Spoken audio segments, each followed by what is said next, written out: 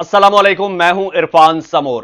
दोस्तों, आज अगर तारीख के मुश्किल तरीन दौर से, मुश्किल तरीन मोड़ से कोई गुजर रहा है तो वो मेरे मोहतरम कायद मियां मोहम्मद शहबाज शरीफ साहब हैं। शहबाज शरीफ साहब इस वक्त पुल सिरात पर खड़े हैं। वो पार भी नहीं कर पा रहे और अगर यहां से नीचे गिर गए तो वो तबाह हो जाएंगे, कयामत बर्पा हो जाएगी उनके लिए। ऐसी मुश्किल में मियां शहबाज शरीफ साहब फंस चुके हैं। आगे उनके दीवार है और पीछे आग है, आगे कुआं है और पीछे मोहतरम शहबाज शरीफ साहब के खाई है। मुश्किल में फंस चुके हैं। अब कुछ वीडियोस सामने आई हैं जिन्होंने जनाब मियां मोहम्मद शहबाज शरीफ साहब पर कयामत ढा दी है, कयामत बर्पा कर दी है। और उसके बाद मियां शहबाज शरीफ साहब के साथ वो होने जा रहा है जो मियां शहबाज शरीफ साहब ने खुद भी सोचा ना होगा। दोस्तों, वो क्या वीडियोस हैं, क्या ऑडियोज हैं, एक एक चीज आपके साथ शेयर करूंगा और वो कहां जा रही हैं, उसके बाद होने क्या जा रहा है, एक एक चीज आज मैं आपको बता ही दूंगा। लेकिन उससे पहले इससे भी जरूरी बात वो ये कि आपका ये जो मेन स्ट्रीम मीडिया है, ये जो न्यूज चैनल्स हैं, ये इस वक्त इस कदर कंट्रोल्ड हैं और प्रोपेगेंडा मशीन्स बने हुए हैं। आपको इनकी हकीकत का पता चल जाए तो आप थू थू करेंगे इन पर। दोस्तों, इन्होंने थ्रू आउट प्रोपेगेंडा किया जब से इमरान खान साहब इक्तदार से निकले। लम्हा ब लम्हा इन्होंने प्रोपेगेंडा किया। अब जो इस वक्त प्रोपेगेंडा कर रहे हैं वो क्या है, वो आपको बताना बहुत जरूरी है। दोस्तों, वो प्रोपेगेंडा ये है कि खान साहब ने इस वक्त प्रोटेस्ट की कॉल दी है। खान साहब ने कहा है कि मैं चैन से नहीं बैठूंगा, ना इनको चैन से हुकूमत लेने दूंगा, ना चैन से हुकूमत करने दूंगा। इस प्रोपेगेंडे को काउंटर करने के लिए अब मीडिया क्या नैरेटिव बना रहा है। मीडिया कह रहा है कि जी शहर इक्तदार में यह फैसला हो गया है, चाहे कुछ भी हो जाए हुकूमत शहबाज शरीफ की आ जाएगी, चाहे कुछ भी हो जाए शहबाज शरीफ साहब की हुकूमत हमने चलानी है, चाहे कुछ भी हो जाए इमरान खान को हमने स्पेस नहीं देनी। ये इस वक्त आपका मीडिया मुनाफकत कर रहा है। दूसरी जानिब ये वारदातें डालने की कोशिश कर रहे हैं, लेकिन हमसे बच नहीं पाएंगे। इंशाल्लाह हम एक्सपोज करेंगे। आप भी मेरे साथ जुड़ जाइए और चैनल को सब्सक्राइब कर लीजिए, क्योंकि ये आपका अपना चैनल है। दोस्तों, मेरे लाडले कायद शहबाज शरीफ साहब जरदारी साहब के साथ हाथ मिलाया उन्होंने, फिर एमक्यूएम को शामिल किया, हुकूमत बनाने जा रहे थे। अब जरदारी साहब यहां पर गेम कर गए हैं। गेम क्या की है, जरदारी साहब नहीं चाहते कि एमक्यूएम जो है वो इनके साथ मिल जाए और इसका इत्तेहाद का हिस्सा बने। और क्योंकि अगर हिस्सा बनती है तो इसका जरदारी साहब को नुकसान है। और जो एमक्यूएम है, एमक्यूएम चाहती है कि जरदारी साहब सदर ना बने। तो ये अभी तक, अब कल इजलास है और मतलब पानी सर पे आ चुका है। शहबाज शरीफ साहब ने वजीर आजम बनना है, लेकिन अभी तक ना सीटें पूरी हो रही हैं, ना इत्तेहादी साथ दे रहे हैं, ना मिलकर बैठ रहे हैं। हुआ दोस्तों कुछ यूं है कि आपको मैंने 2 दिन पहले भी बताया था, जब एमक्यूएम पंजाब आया था, एमक्यूएम का वफ्द शहबाज शरीफ साहब से मुलाकात करने, तो मुलाकात की अंदरूनी कहानी मैंने तभी बता दी थी। जिन दोस्तों ने मेरा वीलॉग देखा होगा उनको तो पता होगा, जिन्होंने नहीं देखा तो अब उनकी पै दर पै ऑडियोज वीडियोज लीक हो रही हैं एमक्यूएम वालों की, और वो सारी कहानी बता रहे हैं। वो कहानी आप सुन के चौंक जाएंगे, हैरान रह जाएंगे। और इसके बाद फिर शहबाज शरीफ साहब के साथ होने क्या वाला है वो मैं बाद में आपको बताऊंगा। पहले मैं आपको इनकी ऑडियोज की गुफ्तगू सुना देता हूं। सबसे पहले जी, मुस्तफा कमाल साहब की ऑडियो लीक हुई है। मुस्तफा कमाल साहब फरमाते हैं कि नून लीग वालों ने बताया कि पीपी वाले कह रहे हैं कि आपका मैंडेट 100% जाली है। नून लीग वालों ने एमक्यूएम के वफ्द को बताया कि जनाब पीपी वाले हमें कह रहे हैं कि आपका मैंडेट जो है वो 100% जाली है। वो कहते हैं सबका 50 या 60% मैंडेट जाली होगा, लेकिन आपका तो 100% जाली है।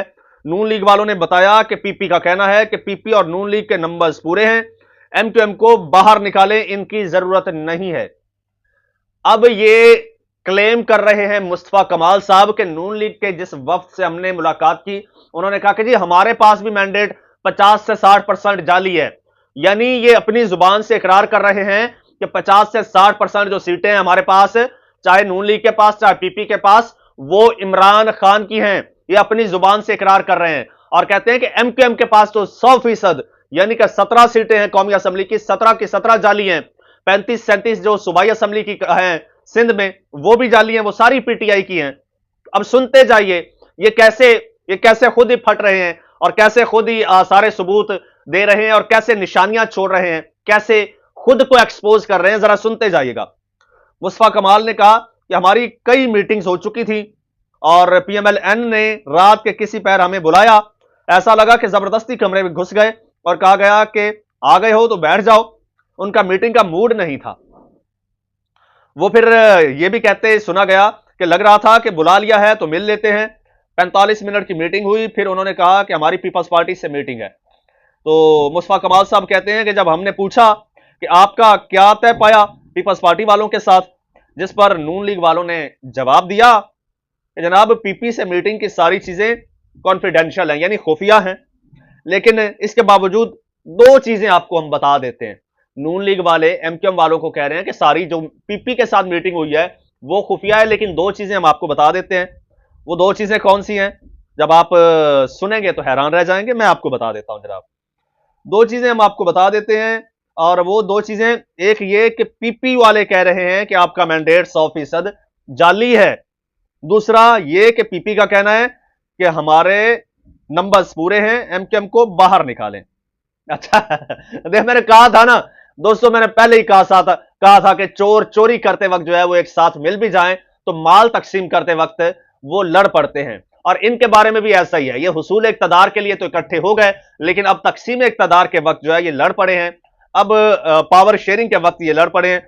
अच्छा, इसके बाद फिर इसी वफ्द का एक और हिस्सा थे, वो गवर्नर सिंध हैं इस वक्त, कामरान टेसोरी साहब, वो भी एमक्यूएम का हिस्सा हैं और इस जो वफ्द आया था डेलीगेशन मीटिंग के लिए उसका भी हिस्सा है। उनकी भी एक ऑडियो लीक हुई है, या वीडियो है या ऑडियो है। वो उसमें क्या कहते हैं, वो कहते हैं हम तो पीटीआई हुकूमत के साथ थे, पीपल्स पार्टी और नून लीग ओपोजिशन में थी। ये 2022 की बात कर रहे हैं, ये ओपोजिशन में थी, हमने पीडीएम का साथ दिया जिसकी वजह से हमारा वोटर नाराज हो गया। सुनते जाइए। जिसने खान साहब को सताया उसने कभी चैन नहीं पाया। कामरान टेसोरी का कहना था कि पहले हमें 7 सीटें मिली थी, वो हमारा वोट बैंक था। 2024 के इंतखाबात में हमें वोट नहीं मिला और हुकूमत में शामिल होने के बदले में वो सिर्फ एक वजारत यानी साइंस एंड टेक्नोलॉजी दे रहे हैं। ये गवर्नर सिंध यहां पर खुद कह रहे हैं कि 2018 में हमें वोट मिला, हमें 7 सीटें मिली। इस वक्त जो है इनका साथ देने की वजह से हमारा वोटर हमसे नाराज है, लिहाजा 2024 के इंतखाबात में हमें वोट नहीं मिला। ये गवाही दे रहा है कामरान टेसोरी, ये गवाही दे रहा है सिंध का गवर्नर, ये वो शख्स गवाही दे रहा है जिसके पास पाकिस्तान तहरीक इंसाफ के क्लेम के मुताबिक उनकी 17 एमएनए की और 37 एमपीए की सीटें हैं या 40 सीटें हैं। वो बंदा खुद ये गवाही दे रहा है। और गवर्नर सिंध का मजीद कहना था कि वो इस सेटअप में गवर्नर भी अपना ला रहे हैं, कुछ मिला भी नहीं और हम हुकूमत में भी शामिल हो गए तो फिर हमारा हशर बुरा होने वाला है। हां जी दोस्तों, आया मजा? मैंने कहा था ना दोस्तों, मैंने तो पहले ही कह दिया था, लेकिन अब बात यह है कि ये जो ऑडियोज हैं, ये ऑडियोज आप लेके चले जाएं अदालत में, इन ऑडियोज की हो जाए फॉरेंसिक, चाहे ताकि तस्दीक हो जाए कि ये वाकई ही मुस्तफा कमाल और कामरान टेसोरी की ऑडियोज हैं। मुस्तफा कमाल तो मान भी चुके हैं, उन्होंने जनाब इसकी तस्दीक कर दी है। तो जब ये तस्दीक हो जाए तो फिर अदालत उज़्मा से कहा जाए कि ये सीटों पर कब्जा करके जो बैठे हैं वो खुद मान रहे हैं कि जनाब हमारे पास सारी सीटें चोरी की हैं, नून लीग और पीपी के पास 50 से 60% जो सीटें हैं वो चोरी की हैं। तो अगर अदालती इंसाफ करने पर आए, ये वीडियोस अदालत में चली जाएं, तो ये सबूत मेरे ख्याल में काफी होगा इनको गिराने के लिए और पाकिस्तान तहरीक इंसाफ को खोई हुई सीटें वापस दिलाने के लिए। लेकिन अफसोस, पाकिस्तान में ऐसा निजाम नहीं है। दोस्तों, कमेंट सेक्शन आपके लिए है, इसमें अपनी राय का इजहार कीजिए, चैनल को सब्सक्राइब कर लीजिए और मुझे इजाजत दीजिए। अल्लाह हाफिज।